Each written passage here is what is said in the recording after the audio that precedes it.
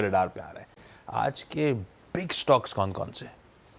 एक बार ना वर्लपूल का 2 साल का चार्ट रखिएगा जरा, वर्लपूल ऑफ इंडिया का। मैं बताऊं, मैं इसको ना जहां भी जाता हूं, जितने भी फोरम्स में जाता हूं, हर जगह मैं इसका एग्जांपल देता हूं। ये चार्ट बिजनेस स्कूल्स में दिखाना चाहिए। जब हम 2023 में peak mid cap bull market में थे, तब इसके प्रमोटर ने आकर, CNBC है जो हमारा इंटरनेशनल पेरेंट है, वहाँ पर आके बोला था कि हम अपना स्टेक बेचेंगे क्योंकि हम 7 टाइम्स पे ट्रेड करते हैं और ये हमारी जो सब्सिडरी है ये 80 टाइम पे ट्रेड करती है। तो कोई लॉजिक नहीं है। वहाँ से स्टॉक डबल हुआ क्योंकि हमारे यहाँ पर जो धुरंधर बैठे थे उन्होंने कहा था नहीं, आपको नहीं पता आपकी कंपनी की वैल्यू, हम बताएंगे, हमको आपसे ज़्यादा पता। ये बात भी हुई थी, वहाँ से स्टॉक डबल हुआ था। उसके बाद उन्होंने स्टॉक बेचा था 2400 के आसपास बेचा था उन्होंने, एकदम जिसे कहते हैं ना चोखा मुनाफा कमाया था। 2449.7 उस समय का हाई था। वैसे पहले आज की न्यूज़ बता देते हैं। प्रमोटर 7.5% हिस्सा बेच रहे हैं 1030 रुपए के भाव पर, और सोचिए 1200 पर बंद हुआ 1030। कल जिसने लिया है, गुड लक टू यू। और 14% डिस्काउंट पर ब्लॉक डील यहाँ पर होने की पॉसिबिलिटी है। फरवरी 2024 की ब्लॉक डील के बाद शेयर 2 गुना हुआ था और वहाँ से फिर आधा हो गया है, एग्जैक्ट आधा हो गया। 2400 का हाई, आज 1200। वापस 2 साल का चार्ट दीजिए, 2400 के हाई के सामने हम 1200 पर हैं इस समय। 2450 का हाई था एक्चुअली, एग्जैक्ट 1200। और प्रमोटर का हिस्सा आज बिकने के बाद, अभी 51% स्टेक है, उनका स्टेक हो जाएगा, आप इसमें से माइनस कर दीजिए सिंपल 7.5%, तो 43.5% पर आ जाएंगे आप। यहां से भी वो स्टॉक और आधा करेंगे। वो पहले ही बोल चुके हैं कि हम इसको 20% पर लेकर आएंगे। ओवरहैंग हमेशा ही रहेगा, ये तो रहेगा ही रहेगा। मेरा सवाल उससे है, मेरा सवाल उन म्यूचुअल फंड से है जिन्होंने भर भर के ये स्टॉक्स ब्लॉक डील में लिए थे और आज भी भर भर के ब्लॉक डील में लेंगे। किस लिए?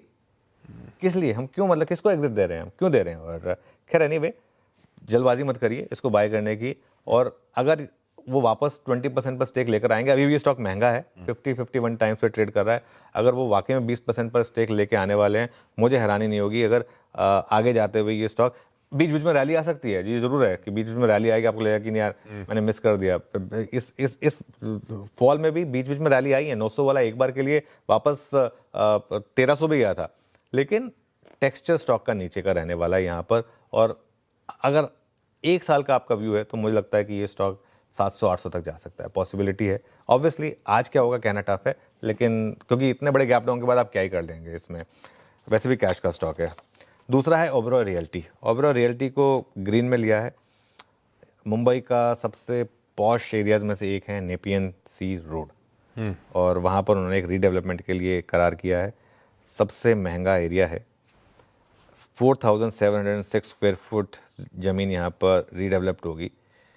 कितना महंगा एरिया ये मैं आपको बता देता हूँ। अगर आपने अपनी कार पार्क करनी है वहाँ पर, तो जितने की कार आएगी उसका 5 गुना से ज़्यादा पार्किंग का चार्ज लगेगा आपका।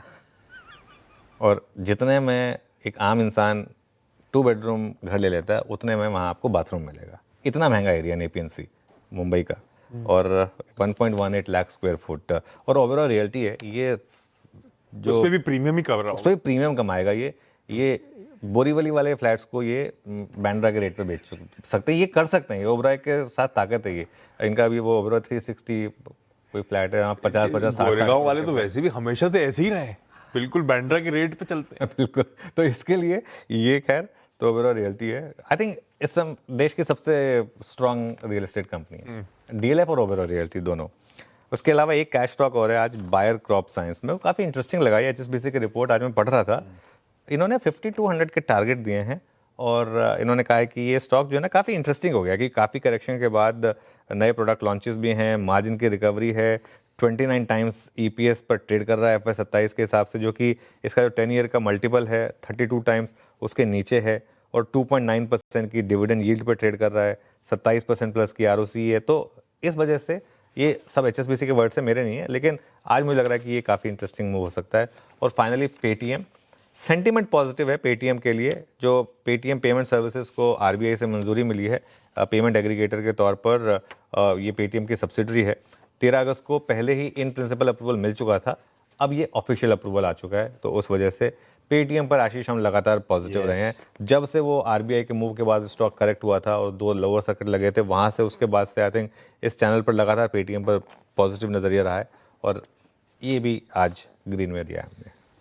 उस टाइम पे तो बहुत बार चर्चा करते थे पेटीएम की और कहां से कहां आके खड़ा हो गया है 1200 के आसपास की ट्रैजेक्टरी पर और आज भी अच्छी खबरों के बीच रखिए पेटीएम 197 कम्युनिकेशंस को इन ग्रीन, ओबरॉय रियल्टी को उसके रीडेवलपमेंट के अपडेट्स के चलते in green, Bayer crop sciences एक इंटरेस्टिंग ब्रोकरेज रिपोर्ट के चलते इसको भी हरे में रखा है और व्हर्लपूल रेड। अवॉइड करिए स्टॉक को, अभी ओवरहैंग कंटिन्यू करेगा। ब्रोकरेजेस, खबरें, ये सब आगे डिटेल में हम लोग डिस्कस भी कर रहे होंगे, लेकिन ये अपफ्रंट आज के बिग स्टॉक्स।